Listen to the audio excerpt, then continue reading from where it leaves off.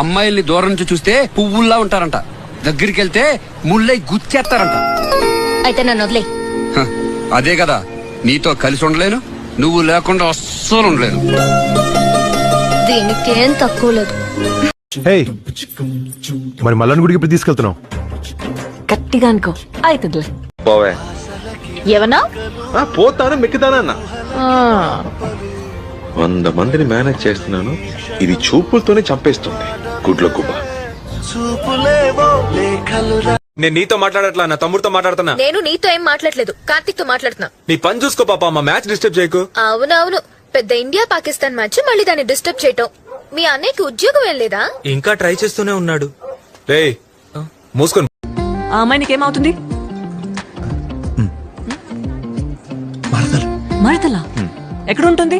మా ఇంట్లోనే. మరదలు పైగా ఒకే ఇంట్లో ఉంటారు. ఆయన నువ్వు చూడలేదంటే